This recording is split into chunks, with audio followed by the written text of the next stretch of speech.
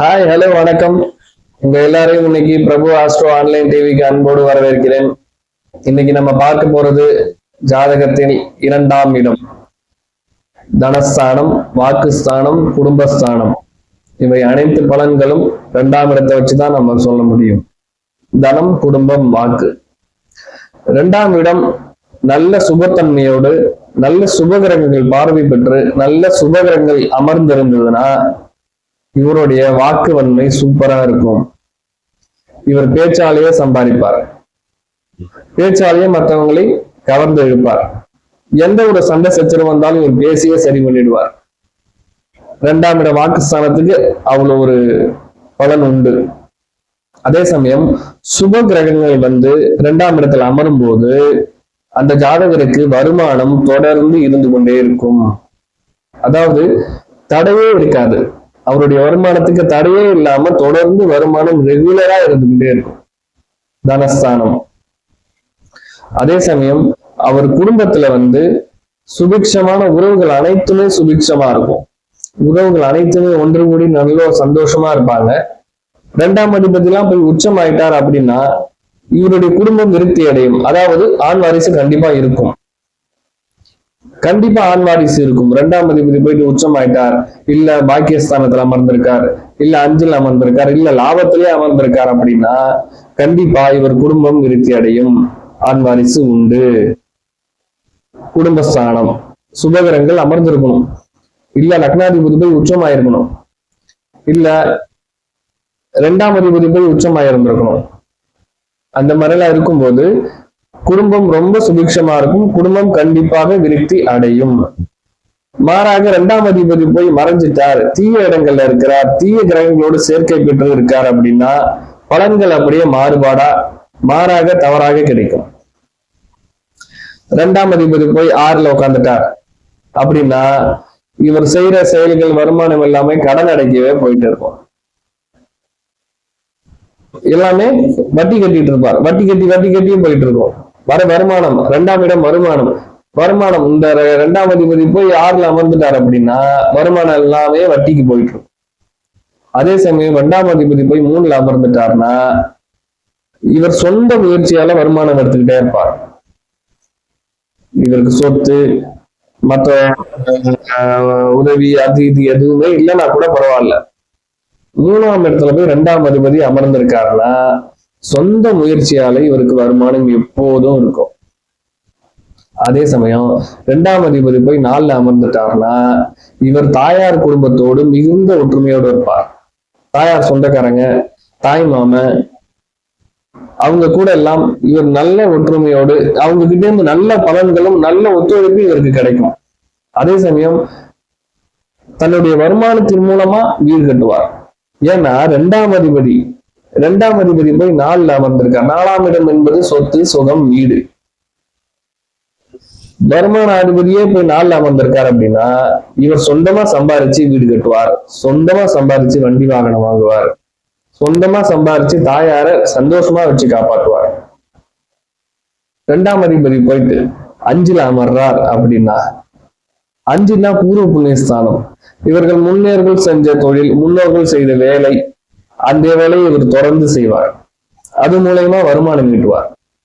அதுதான் பூர்வ புண்ணியத்துல போயிட்டு 2ஆம் அதிபதி அமர்றார் அப்படின்னா இவர் நம்மளுடைய முன்னோர்கள் செஞ்ச தொழிலையும் செய்வார், முன்னோர்கள் செஞ்ச வேலைகள் அதிலே போய் செய்வார், அதுல வருமானமும் எடுப்பார். அதே சமயம் இவர் பூர்வ புண்ணியத்தின் மூலம் இவருக்கு கண்டிப்பாக வீடு, வாகனம், சொத்து, சுகம் எல்லாமே உண்டு. ஏன்னா 2ஆம் அதிபதியே வருமான அதிபதியே போயிட்டு 5ல உட்கார்ந்துருக்காரு அப்படின்னா பூர்வ புண்ணியத்திலே இவருக்கு வேண்டியது எல்லாத்தையும் இவங்க முன்னோர்கள் வச்சிருப்பாங்க. இவர் நல்லா ஜம்முன்னு இருப்பார். அதே மாதிரி 6ஆம் இடத்துல போய் அமர்ந்துட்டார் அப்படின்னா கடன் கண்டிப்பா இருக்கும். 2ஆம் இடத்து வருமானம் வரும், அப்படியே 6ஆம் இடத்துக்கு வட்டி கட்ட போயிடும். இதுதான். அதனால 2, 6 சம்பந்தப்பட்டாலே அது கெட்ட பலன்களை கொடுக்கும். உடல் ரீதியாகவும் சரி, பண ரீதியாகவும் சரி, எல்லா வகையிலையும் 2, 6 சம்பந்தப்பட்டுச்சுன்னா தீய பலன்களை கொடுக்கும், மன உளைச்சலுக்கு ஆளாக்கும். அதனால 2, 6 சம்பந்தப்படக்கூடாது. அப்படி பட்டிருந்தால் அதுக்கு பரிகாரம் இருக்கு, அதை செஞ்சு சரி பண்ணிக்கலாம், கவலைப்பட வேண்டாம். 2 போய் 7ல அமர்றாரு அப்படின்னா 2ஆம் அதிபதி போயிட்டு கேந்திரத்துல அமர்ந்திருக்கார். கேந்திரம்ன்றது 7ஆம் இடம். 7ஆம் இடத்துல 2ஆம் அதிபதி அமரும் போது இவர் மனைவி வந்த பிறகு இவரது குடும்பம் மிகுந்த வளர்ச்சி அடையும், கண்டிப்பாக வளர்ச்சி அடையும். திருமணத்திற்கு பிறகு இவரது குடும்பம் நல்ல வளர்ச்சி அடையும். அதே சமயம் இவரும் இவரது மனைவி குடும்பமும் ரொம்ப அந்யோன்யமா சந்தோஷமா ஒன்னா இருப்பாங்க. இவர்களுக்குள்ள கருத்து வேறுபாடே வராது. இந்த மாமியார் சண்டை, மாமனார் சண்டை, வரதட்சணை சண்டை இதெல்லாம் இருக்காது. ஏன்னா 2-7 சம்பந்தம், குடும்பம் கலத்திரம் சேர்ந்துடுச்சுன்னா குடும்பம் திருமணத்திற்கு அப்புறம் சுகமாக இருக்கும். அது ஒரு மிகுதியான பலன் உண்டு. அதே சமயம் 2ஆம் அதிபதி போய் 8ல அமர்ந்துட்டார் அப்படின்னா இவர் வருமானத்துக்கே கஷ்டப்படுவார். இவர் எது செஞ்சாலும் இவர் செய்யறதுக்குரிய வருமானம் இவருக்கு கிடைக்காது. ரொம்ப சிரமத்துக்கு ஆளான மாதிரி இருப்பார். ஏன்னா 2ஆம் அதிபதி போய் 8ல மறையிறதுங்கிறது நல்ல விஷயம் கிடையாது, அப்படி மறையக்கூடாது. அதே சமயம் 2ஆம் அதிபதி போய் 9ல அமர்றார் அப்படின்னா பாக்கியஸ்தானம் 9ஆம் இடம் அப்படின்னும் போது கண்டிப்பா அவருக்கு நல்ல பலன்கள் கிடைக்கும். அந்த திசை புத்தி எல்லாம் வந்துச்சுன்னா இவர் வருமானம் இவர் நினைக்கிறத விட அதிகமா பல மடங்கு இருக்கும். ஏன்னா இவர் செஞ்ச பாக்கியங்கள் அனைத்துமே அந்த வருமானம் மூலியமா அவருக்கு கண்டிப்பா கிடைக்கும். 2ஆம் அதிபதி போய் 10ல அமர்றார் அப்படின்னா இவர் சுய தொழில் செஞ்சு நல்லா சம்பாதிப்பார். இவர் தொழில் எப்போதுமே வளர்ச்சி அடைந்து கொண்டே இருக்கும். இவர் தொழில் முடங்கவே முடங்காது. ஏன்னா வருமானத்துக்கு ஒரு அதிபதி போயிட்டு தொழில உட்கார்ந்தார் அப்படின்னா தொழில் எப்போதும் வருமானம் கொடுத்து கொண்டே இருக்கும். இவர் செய்கிற தொழில் அனைத்துமே லாபம் தரும். அதே சமயம் 2ஆம் அதிபதி போயிட்டு 11ல அமர்றார். 2-11 தொடர்பு சூப்பரான யோகம். 2-11 தொடர்பு சூப்பரான அமைப்பு. எல்லா வகையிலுமே வெற்றி கிடைக்கும். அந்த திசை புத்தி எல்லாம் வந்துடுச்சுன்னா டாப்புக்கு வந்துடுவார்.